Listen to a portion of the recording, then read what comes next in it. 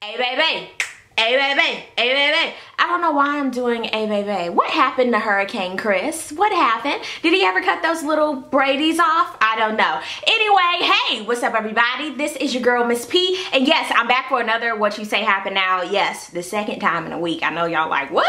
So go ahead and like this video. I had to hit on R&B Divas LA because it was too juicy. It was even better than the reunion of Love and Hip Hop Part 1. Yes, honey, I'm saying that. For real, for real. But first, I want to get into some other topics that have happened since Tuesday. Usher versus Tameka. Again, some of you guys have heard that Usher's son, Usher the 5th, jeez, is it the 5th or the 6th? Usher the 5th, he was staying with one of his aunties and they were playing in the pool, and honey, he ends up getting under the water.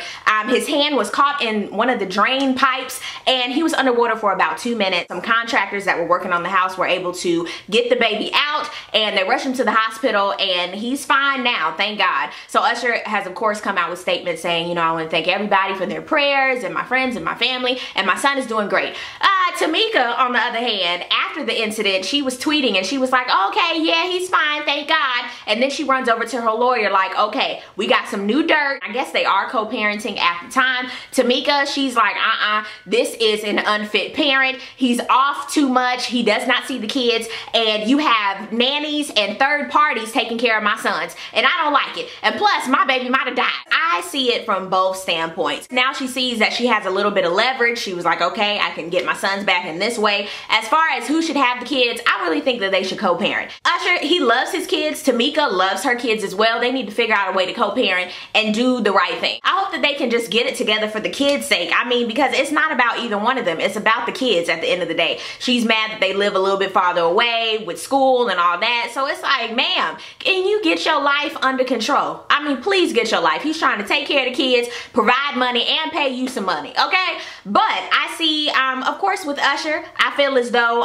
where was the auntie looking at the baby? I'm gonna go get the hot dog buns. I'm gonna be right back. Usher, little boy, watch Usher, the little boy, while I go do this. You can't do that. You have to watch kids. If you have little kids, even teenagers, you need to watch them and make sure you know where they are, what they're doing, because honey, they can wind up dead and you not know it. So this was a close call. So instead of going back and forth, they just need to be happy that that baby is alive. Boom. Speaking of courts, I did want to hit on B. Scott. He is now suing Viacom. You guys know there was a big back and forth with B. Scott at this past BET Awards because he was supposed to do pre-show. Come to find out, they changed everything up at the last minute. They said he could not be fabulous. He did not need to wear heels, no dresses, nothing like that. And basically, B. Scott, he really looked like a dude. Now he is suing, I believe it's for $2 million, basically because of defamation of character. Loss of time, pain and suffering. You putting your time out there. I mean, people are looking at you a different way. You're humiliated. So honey, I agree with you, B. Scott. Get your coins, boo-boo, and I hope everything goes well. And this will teach Viacom not to screw with people. The crazy thing, it was not BET that actually wanted to work with B. Scott. It was different advertisers. That's what BET is saying. But at the same time, you know exactly who you were working with and who you were putting on camera. So you can't say at the end of the day you didn't know who B. Scott was. He's been on 106 in Park before, so you know exactly what he looks like, who he portrays himself as, and there you go. And it could have been so easy. It was like a 30-minute to 1 hour show. Just let the boy do what he got to do and move it on. So I wish B. Scott the best, and I hope everything works out in his favor, because they didn't have to do him like that. That was messy. Okay, of course I had to talk about Beyonce cutting her hair. This has been on Instagram, Twitter. I was up late last night and I was like, Beyonce got a pixie cut. What? So I look on there and honey, I love it. I think it's cute on her. I'm glad that she did it. And yeah, it's about time. Everybody cutting their hair off. I mean, she's had long hair forever, but I did get a hint of Etta James and Cadillac Records. Like, I wasn't shocked. I was like, oh my God, I can't believe it. You know when Megan Good, she did the side cut and everybody started doing it? That was something where I was like, now that's cute. I have not seen that. Beyonce, I've seen that before. When she was Etta James, it's like a more toned down pixie cut Etta James and Cadillac Records. I mean, she ain't got no hair in the back. Bald head, scalloped, ain't got no hair in the back. I'm just used to her when she on stage slinging that weave. I don't know, I'm used to, I let her wear one.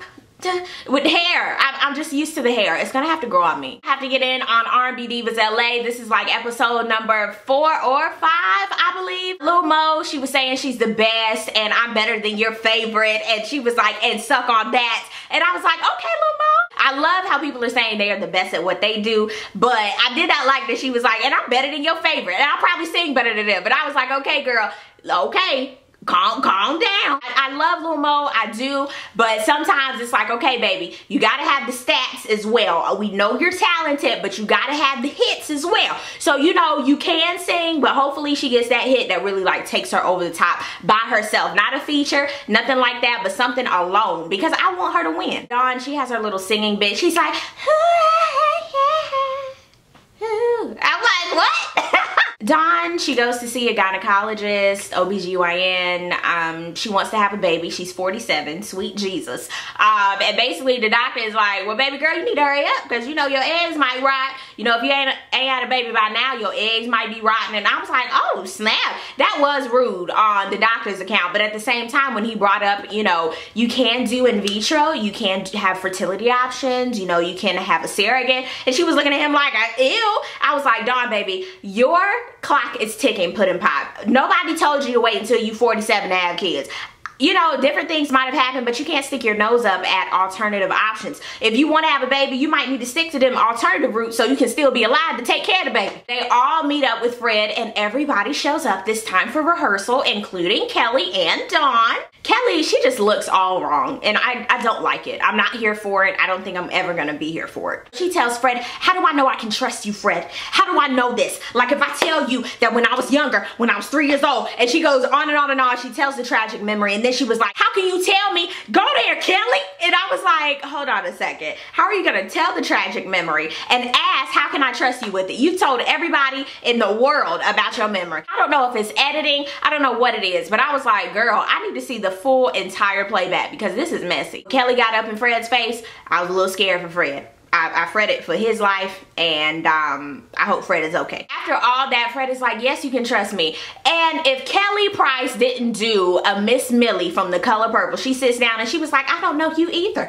I said, no. All that, girl, what would you do? Get up off my feet, stop making time excuses. Okay, I'm sorry. Dawn and Lil Mo meet to talk, and honey, how about Lil Mo's baby is bigger than Dawn, and she tried to hold the baby, and the baby like, bitch, get off me. So they're at their 80th rehearsal now, and nobody is there but Kelly, Mo, and Shante. I mean, they always there. Shante and Lil Mo gonna always be there. They like, I'll be there. I'm gonna be here. I'm not going anywhere. We are here on the first and third Sundays of the month just for these rehearsals. I have nothing else to do. I'll be right here. So Fred is starting, and he was like, Kelly, can you come and join us? And Kelly gave him that nigga what stare like, psh, ew. He looked at Fred like he just said, bitch, can you come over here? And she, what? It was hilarious. So she finally comes over, and he was like, well, you know, I just want to start. We don't have time. And she was like, I need you to excuse yourself. And he was like, excuse me? Like, she really talked to him like he was a little boy, like he was one of her kids. I need you to excuse yourself. I need for you to go. I need you to excuse yourself. I need you to go. Go. She got antsy. He was like, look, I'm out. Shante is clearly over it, rolling her eyeballs with the little side piece tendril hair. Lil Mo is like, help, Lord. So Kelly ends up moving her chair to the front like she is the director, saying, you know, Tori, he's going to direct, and Fred, he's more than willing to help if he wants to, but I'm making an executive decision, and that's just it. She said, and I'm not going to have anybody talk to me as though I am a child. I am too great for that. And I was like, Kelly, the dramatic pause, the drama, too much. Okay, then it was a Shante versus Kelly situation. Kelly was going back and forth acting like she had selective amnesia. Shante, she was holding her own, but Shante, girl, I'd have dug so far, not literally in Kelly's ass. I'm telling you, hips, ass, everything. It'd have been on. Like, seriously. I can tell she wanted to calm down. You could tell that Shantae's head wanted to pop off. And Kelly was like, oh no, what are you saying? And Shante was like, excuse me? And she was like, answer my question. Shante was like, what the fuck? Lil Mo is just as quiet, but sometimes you just need to do that. You just need to rock and listen. That's all you need to do sometimes. Lil Mo was like, I'm Bennett and I'm not in it. I don't have time, because you can tell when Lil Mo goes there, she's gonna go there. Shante, she'll go back and forth and play those little games with you. And she'll, you know, she'll open it up, all right? And she'll close it too. But Lil Mo, when she go there, she gonna go there. Dawn and her boyfriend have a segment, and I agree with her boyfriend. Let's just try for a baby. If we don't, we'll get it from somewhere. And she was like, oh yeah, you're so nasty. And I was like, God, what's it gonna be? Fred, Lil Mo, and her husband Philip meet. Okay. Kelly better have the whole orchestra 80-piece in her house to rehearse. I said, yes, Kelly, you better do that. She goes to the side, she calls Tori and tells him, Tori, whatever, and tells him that she wants him to direct. And he was like, yes, Miss Kelly, I'd love to do it. Whatever you want me to do. I have nothing else to do. Let's do this. It's like the 98th rehearsal and they're 3 weeks prior to. So they're sitting down and Kelly comes in with Tori, okay, while Fred is directing. And everybody's sitting around like, huh? Michelle, is she there? Honey, I haven't seen Michelle Claudette. She's a blur to me. Kelly really bought the Vaseline and the Timberland boots and her straight razor. And Shante is like, I know that's not for me. I know what happens with Timberland boots. I know what happens with straight razors. And Vaseline is so when you're in a fight that you do not get hit and it just slides off. And I was like, Shante, did you really need to explain all of that? Like, seriously? Here comes Tori with his paper and his pencil just going over different things, the blocking, all of that. He's like, Shante, you gonna be on stage left and you gonna come up here. And Fred and all of them are like, what?